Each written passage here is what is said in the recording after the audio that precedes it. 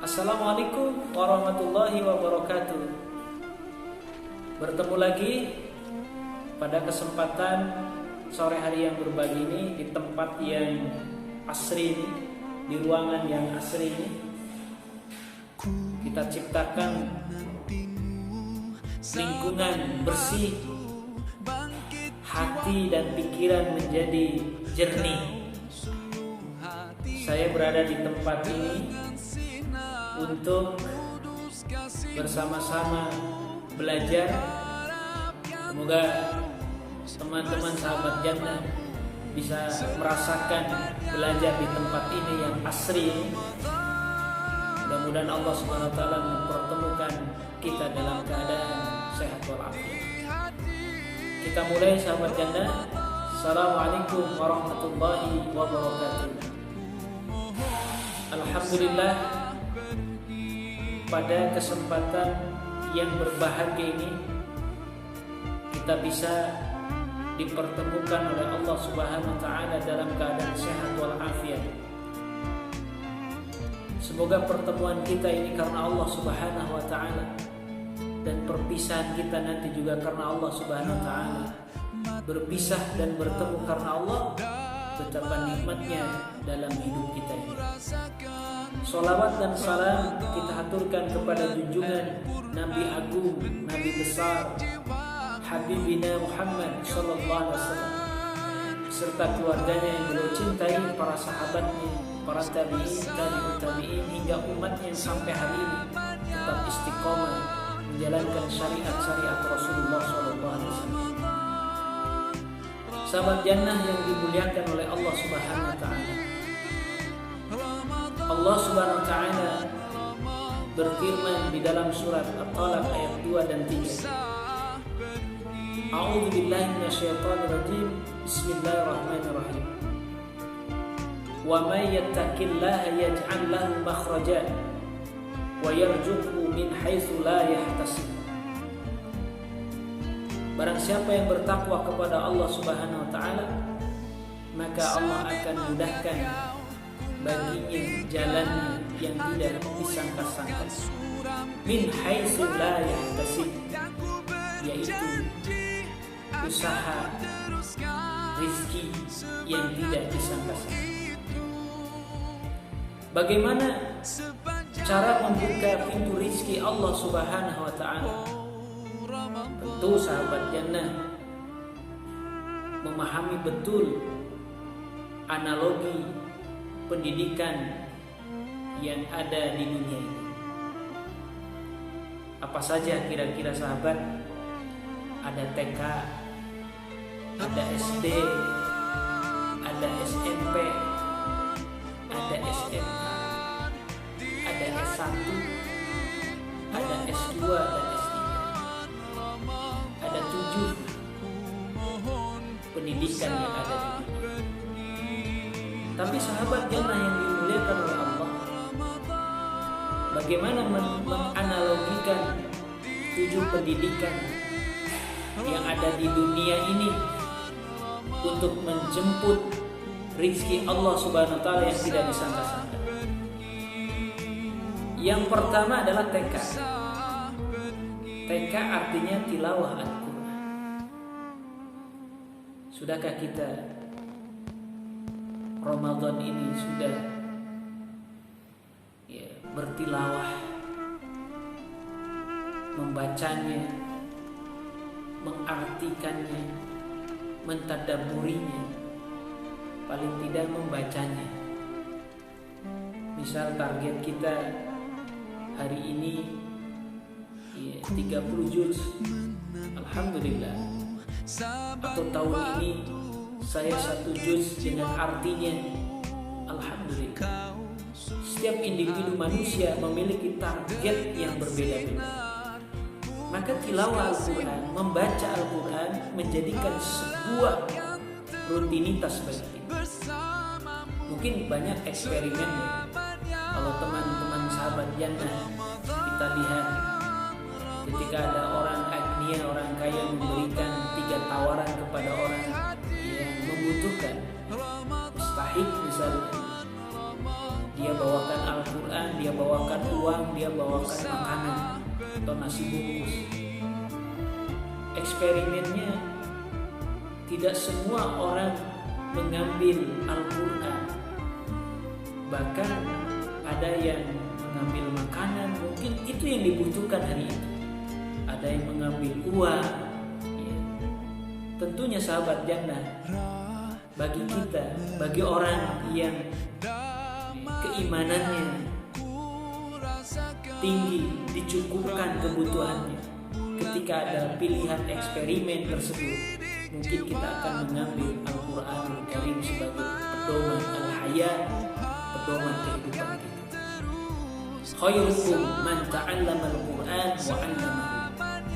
Sebaik-baiknya kalian di mata Allah adalah orang yang belajar Al-Quran dan mengajarkan. Yang kedua, sahabat jannah yang dimuliakan oleh Allah Subhanahu wa taala, bagaimana cara menjemput rezeki Allah adalah SD, yaitu sholat duha. Sholat duha adalah bukti kita sebagai hamba Allah Subhanahu wa taala untuk senantiasa menunaikan kewajiban kita di awal waktu. Makanya di dalam doa itu ada doa, jika rezeki itu di langit, fa'anzil, maka turunkan. Jika rezeki itu di bumi, maka keluarkanlah. Ini adalah senjata pamungkas meminta kepada Allah Subhanahu wa taala rezeki yang barokah, rezeki yang tidak disangka-sangka. Dan sholat duha adalah bagian daripada menjemput rezekinya Allah Subhanahu wa taala. Yang ketiga adalah SMP. SMP itu sholat malam pertahankan. Sholat malam pertahankan. Ada sholat lail, ada qiyamul lail, ada tahajud, ada witir. Kalau qiyamul lail bukan hanya sekedar sholat, tapi bisa membaca Al-Quran malam-malam. Tidak sholat terus begitu, tapi ada amalan-amalan lain. Ya, ada taraweh yang hadir di waktu-waktu tertentu, adanya di bulan Ramadan. Ada sholatul lail, sholat malam, ada tahajud, ya, sepertiga malam kita melakukan rutinitas ibadah kepada Allah Subhanahu wa taala yang sunnah.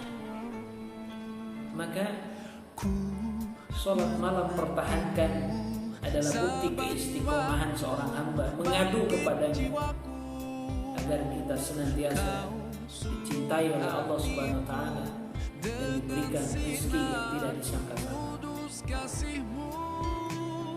Yang keempat, SMA, selalu menghafal Al-Quran. Kita sebagai hambanya paling tidak menghafal sebagai rutinitas bagi kita.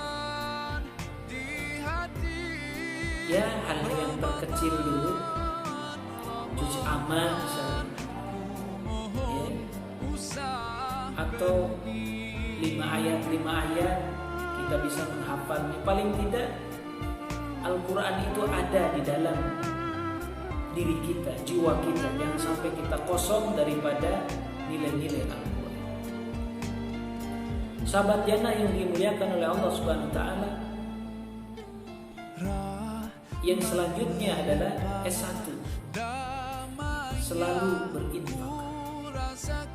Infak berarti dengan materi. Apa yang bisa kita infakkan? Punya nilai mata uang, kita infakkan untuk pembangunan pesantren, pembangunan masjid, pembangunan panti-panti asuhan, pembangunan sekolah, hal yang bermanfaat. Kita titipkan harta-harta kita di tempat-tempat yang baik.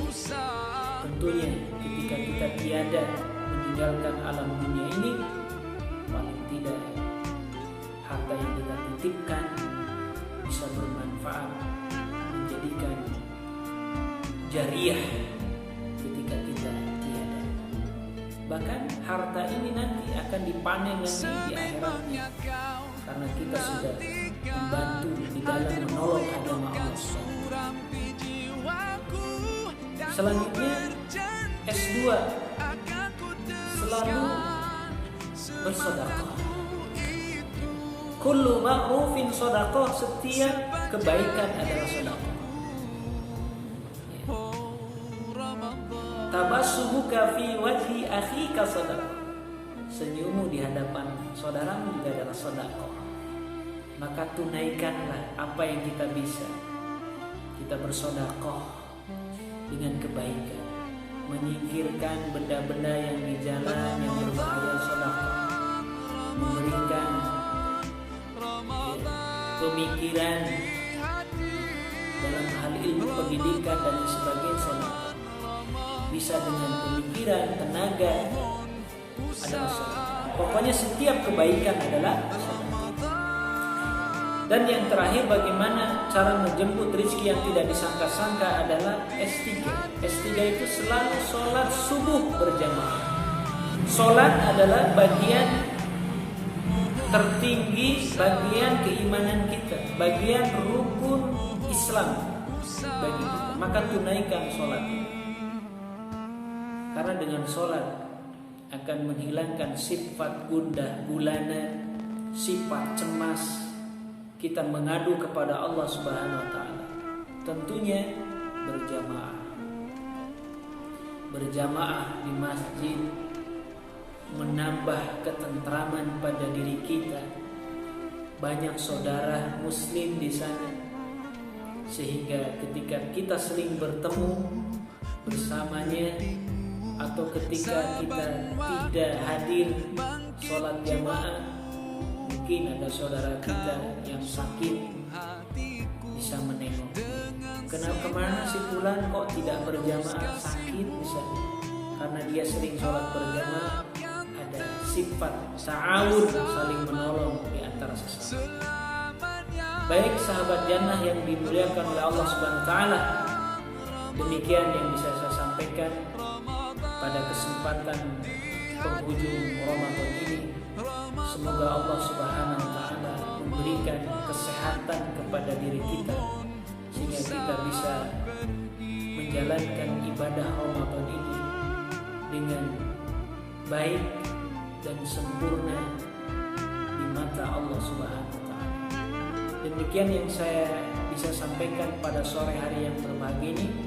Mohon maaf yang sebesar-besarnya. Wal afu minkum. Wassalamualaikum warahmatullahi wabarakatuh.